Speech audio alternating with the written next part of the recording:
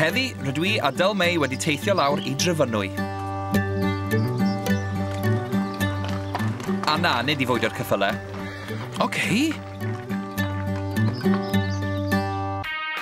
Er y llynnoddwch a'r distawrwydd, mae'r fferm yma wedi bod yn gartre I rai o fandiau enwoca'r byd ers troi'n Stiwdio Recordio Rockfield yn 1963. A dwi'n edrych mlaen twtch yn fwy na dyl. Yn 1971, recordiwyd albwm gyntaf Budgie, band rock trom o Gaerdydd, a gath mlaen I ddylanwadu'r bandiau byd enwog Iron Maiden a Metallica. Erbyn 1974, roedd yna ddwy stiwdio'n Rockfield, sef y Coach House a'r Quadrangle, lle recordiwyd rai o ganeuon enwoca'r band Queen gan gynnwys Bohemian Rhapsody. Bu drama yn 1977 gyda Ozzy Osbourne ifanc yn gadael Black Sabbath tra'n recordio yn Rockfield, dim ond I ddychwelyd ychydig wythnosau wedyn wedi callio efalle? Na. Dath prif ganwr Led Zeppelin I recordio I albwm unigol gyntaf yn 1981 gan ddychwelyd eto yn 1982 gyda'r ddwy albwm yn gwerthu dros filiwn.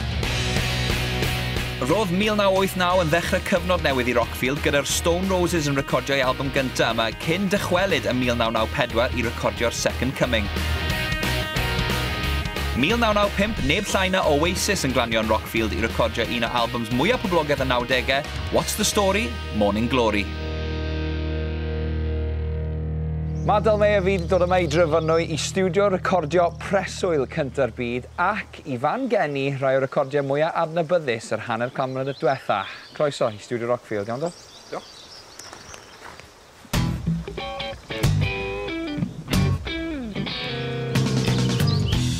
Rhaid dyma llety Coach House, llwyth o fandiau di ars mewn y gorffennol. Da, o llwyth Stone Roses. Ie.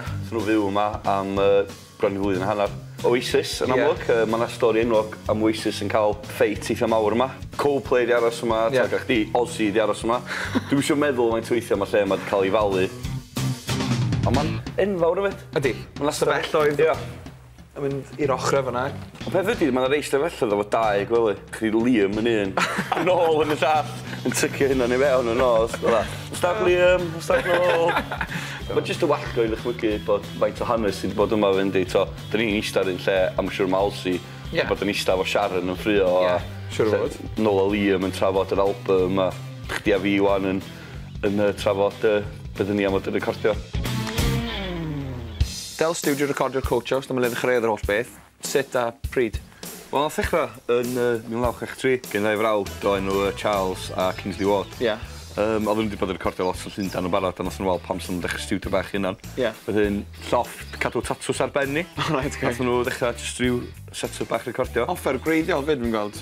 Dyna di'n peth gorau amdano lle maen nhw dal I defnyddio hen dap, sef hen ffordd o recordio.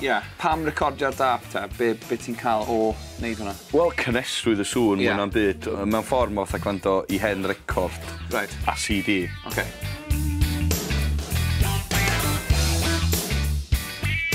O ran y bandiau, pa fath o bandiau sydd wedi recordio fan hyn? Wel, ddiweddar, mae Paul Lentini, newydd wedi albwm bethau yma. Mae Katie Tunstall wedi bod yn ddiweddar. Mae ran bandiau Cymraeg, mae Gorkys wedi bod yma, Super the Animals. Yn hen ddyddiau, o gach di edrych Hare, Hugh Jones, Dafydd Iwan yn dod yma. Ond, swn I ddweud, y record fwyaf sydd wedi bod yn stiwdio yma, wedi dod o yma, ydy Oasis, What's the Story? Morning Glory. Cael nid, efo. Na ni, diweddar y Coach House.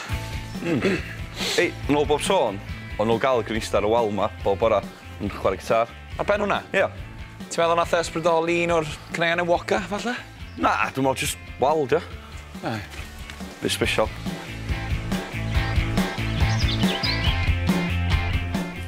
Felly del stiwdio'r Quadrangle, ie? Ie, hwn di'r mwyaf o'r ddau sy'n Rockfield. Bandiau sy'n recordio yma di bandiau fel Coldplay. Ond hefyd, fan hyn, ie? Mae piano. Rhywbeth arbennig iawn o'r piano. Oes, arbennig iawn.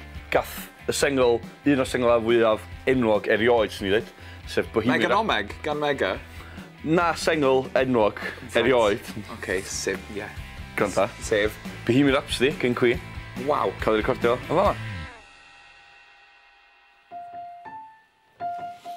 Diradero, diradero, diradero.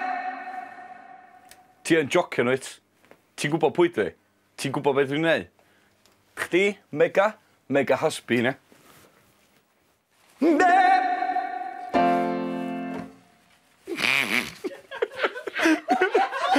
Hwyl!